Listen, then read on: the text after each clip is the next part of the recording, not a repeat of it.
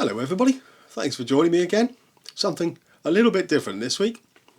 So, if you live in the UK like me, you know the weather over the Christmas period has been pretty rubbish. Sideways rain, very windy, and I haven't got out much with my camera. But never mind, that has given me the chance to look back at the photos I took last year and some of my travels. I wasn't going to share this video with anybody, but what I did was go back and try and pick just 12 images from the year as if I was making a calendar, and I was really surprised what I found. So I'm hoping there's something in this video for everybody, whether you're a photographer or whether you just like travelling and want some inspiration to get out and about. So where did I start? So here are the 12 images I ended up with, and as I said, not what I expected. If you follow me already, you know that I travel around the South Devon coast, especially in the Brixham area, and then up onto Dartmoor, and occasionally I go further afield. Well, I consider myself to be a sort of landscape and wildlife photographer, but as you'll see from these images, that's not what I found. So also, before we go any further, I have to say, talking to camera like this is not something I normally do. I'm normally just walking and talking as I go.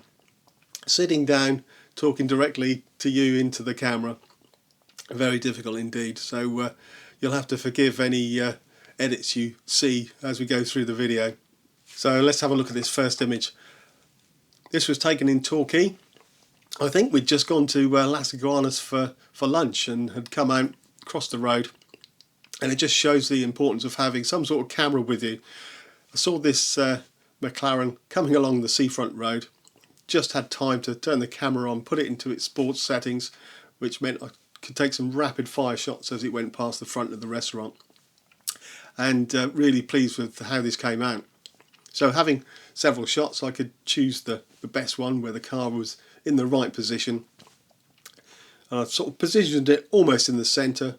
You can see the very sculptured tree just to the right of it, and the actual Las Iguanas sign up in the top right. I was able to crop the photo in slightly just to get the windows, the road and the car, as I say, almost in the centre.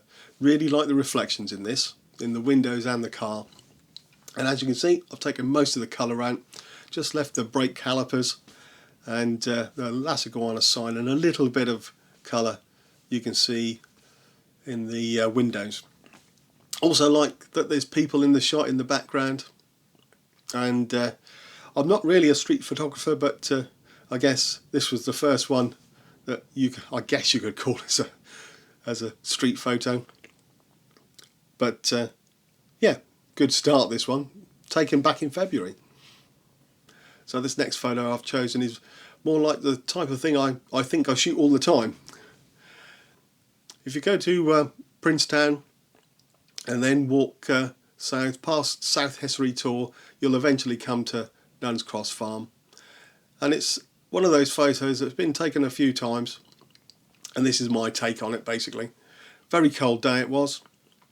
Put the camera on a tripod and yeah, tried to make a nice shot leading from the gate up to the house.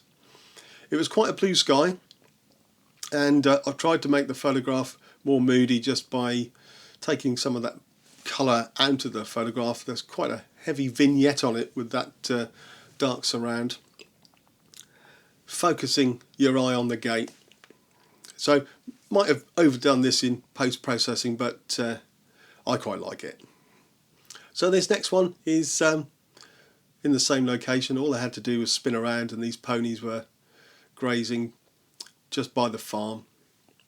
Now I didn't get too close to them. I used my 70 to 350mm lens so that I didn't change any of their behaviour, although as you can see they were looking at me. Only thing I would say about this photo is I don't know whether I've cropped it in too close. Maybe you want to comment below. What I was trying to do was get this quite intimate shot and just focus in on the faces of the ponies, and you can see how they mirror each other. But I am a bit close to either edge of the photo. But again, in black and white, looks really moody.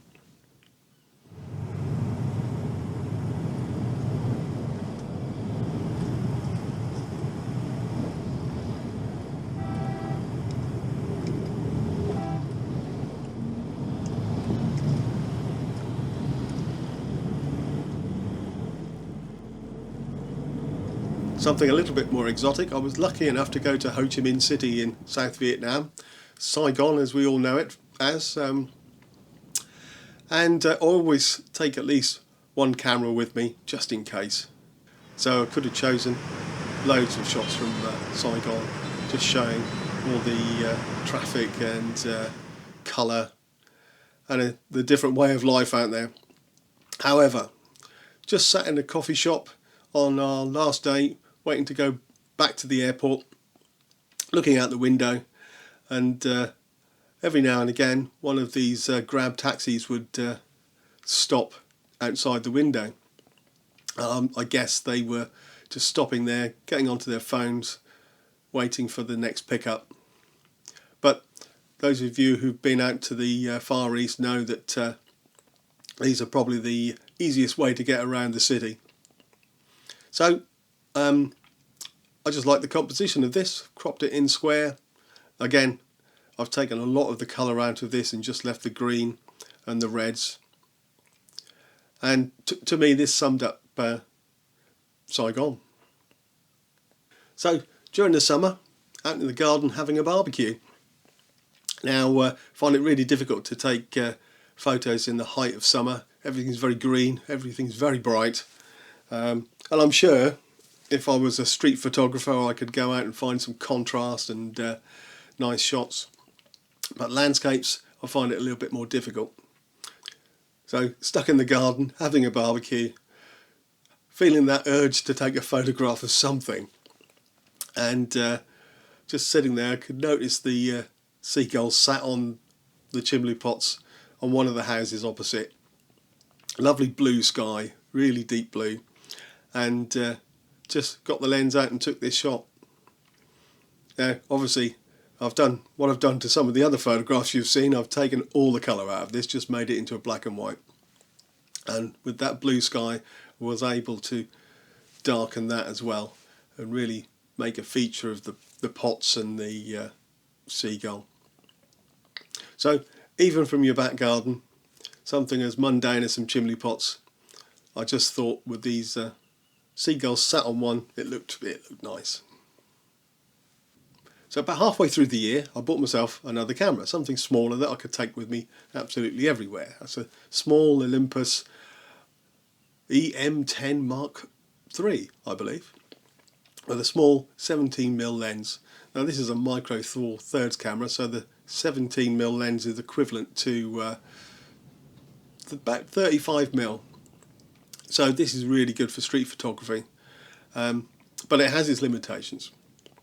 Now I was out in Brixham giving it a go, and I came across these tenders. Now I'm cheating a little bit. I've seen this photograph taken by someone else, and not quite the same configuration of boats, but I was impressed by the photograph. So early in the morning, no one around, there I am trying to sort of almost copy this photograph of the tenders. Now with the 35mm equivalent lens, it was impossible to get everything in the shot. So what I had to do was take 6 images across the tenders and then in post-processing stitch them all back together in a panorama. But I'm really pleased with this.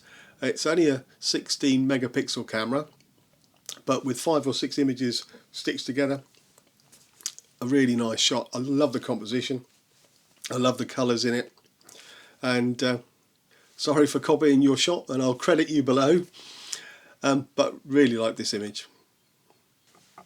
So with this next photograph, I was out for a walk with Alice and my wife, and we were just walking around the holiday park at the top of Fishcombe Cove, and I could see this sailing boat out in the bay, and I had my long lens with me really to take photographs of the wildlife, but I could see the opportunity to get this shot across the water, and as you can see there was some fog in the background which was really nice. So if you know the area, you know there's a very steep hill down to Fishcombe Cove. So down I went, got right to the water's edge. Fortunately the water was quite calm, and I held the camera right down at the water's edge to take this. So you can see it's made a nice blurred effect going across the water to the boat. So I still preferred the black and white version of this photograph, and this square crop just worked quite well. If you look really closely, you can see it's wash day and all their washing is out on the rigging. I really like this. So moving on to October, we had a trip to Aberdeen. Unfortunately, my wife's mother passed away earlier in the year, and we were taking her home. And it was really nice to go back to Aberdeen. Alison has some lovely childhood memories there, so we went to all the old haunts, and one of those is Duffy Park. It's a winter gardens with lots of exotic plants. So again, lots of photographs were taken, but I just like this one. Not exactly sure what plant this is. It looks like a aloe vera or a yucca or something like that. But what I really liked was just all the shapes and contrast. And again, still works better in black and white. Now moving on to November, something a little different. Some of you will know that in a previous life I was a skydiver. And my skydiving team, who I jumped with for many years, still get together. We're affectionately known as the Biscuits. So we planned a trip to the Forest of Dean, just by the Wye Valley, and yeah, spent a few days in a converted chapel and catching up basically. So a few of us are also photographers, so the plan was to go out around the forest and around Tintern Abbey and see what we could find. So I've chosen two photographs from the trip. This first one was in the Forest of Dean, just off from the car park at the Nag's Head Nature Reserve. And although we went for a very long walk, I just like this composition of trees just by the car park. The autumn colours were nice, and you can see these tall trees just made a really nice composition. And the next one was at Tintern Abbey. Again, lots of shots from Tintern Abbey of the abbey itself and the grounds. Now this shot was a bit of a surprise. I was actually taking a photograph of the window of one of the windows of the abbey. But looking through, I could see this bench, the tree, and this young lady. I think she was drawing. But it's one of those photographs that I thought just tells a story, leaves you asking a question maybe of what's she up to, you know, and the bench is empty and things like that. So that's why I've chosen this one. So these last two images were taken on a trip to Belfast, another works trip, so I only took my small Olympus camera with me. First one was a real surprise to me. We walked along the river to the Titanic Centre, if you know Belfast at all, and on our way back, really windy, dark and very cold it was. And I actually took this with my mobile phone, and it's only a cheap Chinese OPPO phone, so nothing special, and it still made it into my 12 images. What I like about it is just the composition, the bridges and the contrast, and I actually like that it's not a sharp image. It's a little bit blurred, very grainy, but really like this, and I'll be looking for more images like this in the future. Last but not least, I wanted to drive over the mountains of Mourne. So on the way back from our visit, we stopped off at this reservoir, and again I did take the widest shot of the whole scene. But what I liked about this image of the rocks and the water, where it was raining quite heavily and you can see the raindrops and the ripples, and this shot just captured the two sort of ripples at the bottom and then the rock, and leads you up to the mountains in the background. It had to be a black and white shot. It was a miserable day, cold, windy, and this just captures the scene for me. So they're my 12 images from the year, and not what I expected. I thought I'd have lots of open vistas of Dartmoor and some seascapes and maybe some wildlife shots in there. But this really surprised me. They all, I think, have a bit of a theme to them, mostly black and white, some with some colour, but all with a bit of mood. And more maybe intimate, more erring towards the street photography. So maybe that's something I'll try more of. Anyway, hopefully this had something for everybody. If you like the video, don't forget to subscribe to my channel. And with a bit of luck, the weather will improve and I'll be able to get out and make some more videos. But anyway, thanks for joining me. Happy New Year. And I'll see you all soon. But for now, cheerio.